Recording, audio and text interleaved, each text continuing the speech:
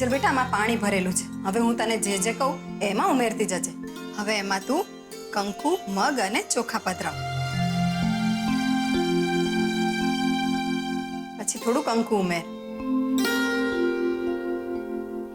હવે સવા રૂપિયો પધરાવ.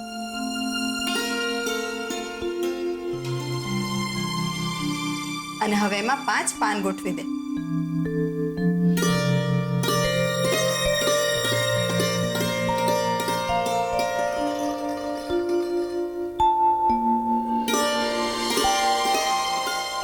હવે શ્રીફળને આ કળશ પર મૂકી દે. બરાબર.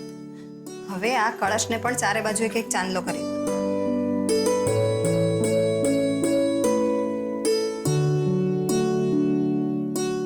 હવે આપણે કુળદેવીનો ફોટો મૂકીએ. ગુલાબ, ફોટો લાવ તો. લે. હવે માતાજીના ફોટાને કંકુ અને ચોખા કર.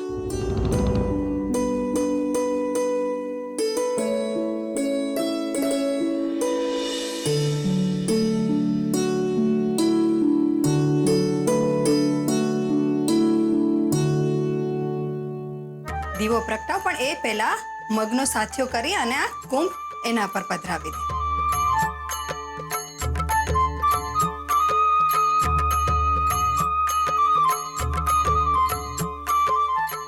હવે આપણે માતાજીને આરતી કરીએ.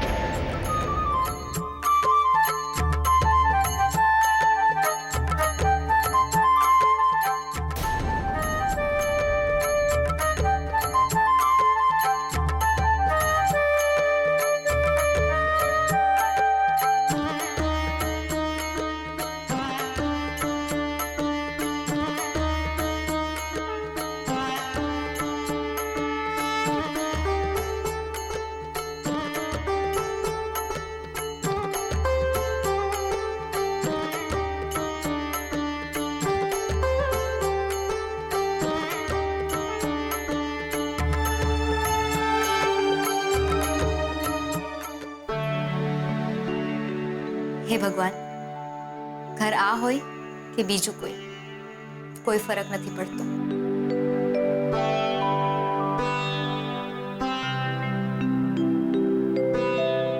પણ ઘર જ્યાં પણ હોય અમે લોકો ખુશ રહીએ, સુખી રહીએ અને સાથે રહીએ. ભગવાન, તમારી આવી જ કૃપા અમારા પર વરસાવતા રહેજો. બસ આટલી જ પ્રાર્થના.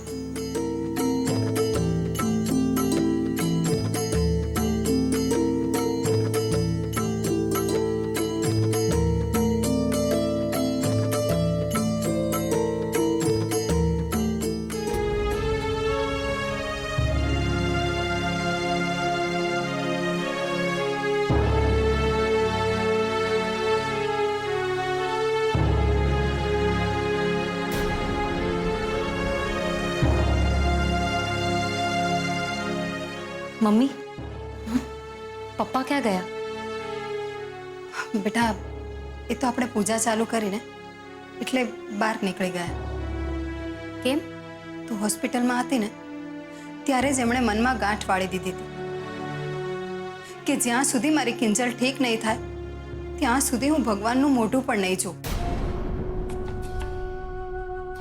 વાહ, એક તરફ મને સંસ્કૃતિના નામ પર આ કુંભ મૂકવા માટે મનાવી લીધી અને બીજી તરફ પૂજાના નામ પર પોતે જ ગાયબ થઈ ગયા. તો હું એ શું કરું બેટા? તું તો જાણે છે ને કે તારા પપ્પા કેટલા જિદ્દી છે. તો હું એ કઈ ઓછી જિદ્દી નથી. મમ્મી, તો ચિંતા નહીં કર, હું પપ્પા સાથે વાત કરું છું.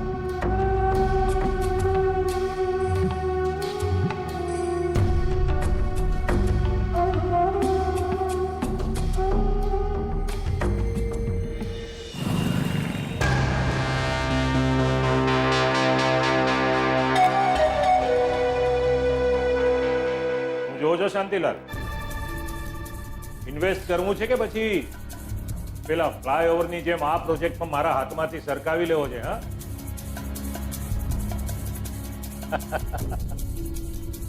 માસુભાઈ ભલા માણસ, તમે આ ફ્લાયઓવર વાળી વાતને બહુ મન પર લઈ લીધી છે. હું તો તમને અહીંયા એ જણાવવા આવ્યો હતો કે તમારા માણસોએ મોહન ભટ્ટ અને પરિવારને રસ્તે રજડતો કરી નાખ્યો છે. હવે તમે શું જૂની ખબર બોલી બોલીને હરખાવ છો શાંતિલાલ? તાજા ખબર તો એ છે કે મારા રૂપેશે એ મોહન અને એના આખા પરિવારને નવું ઘર રહેવા આપી દીધું છે, અને એ પણ મારા પૈસાનું.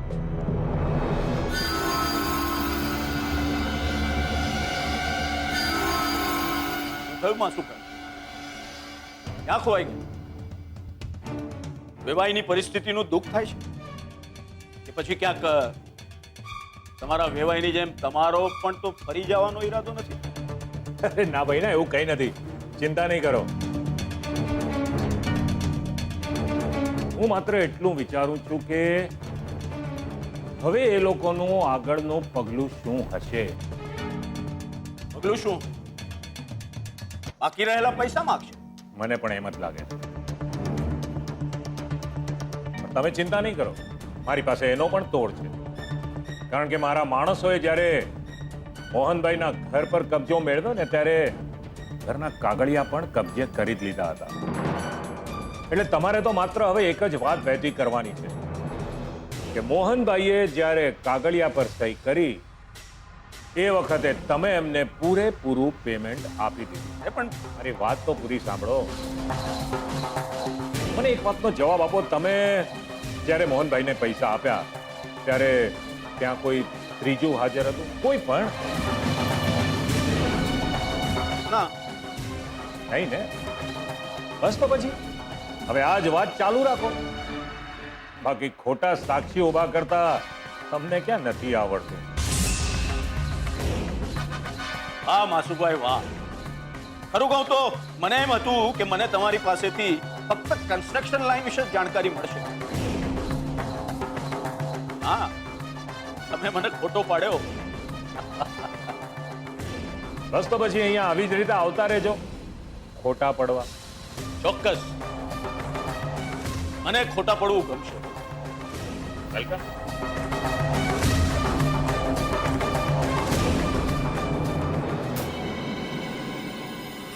સાચા ખોટાની તો ખબર નથી શાંતિલાલ, પણ મારે કંઈક તો કરવું જ પડશે.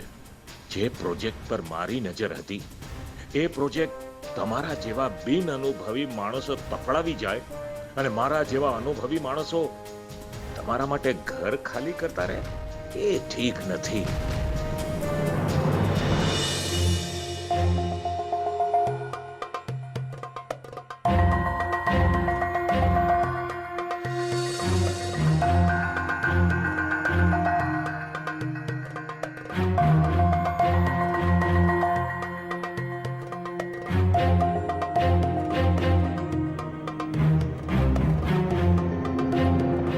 પપ્પા,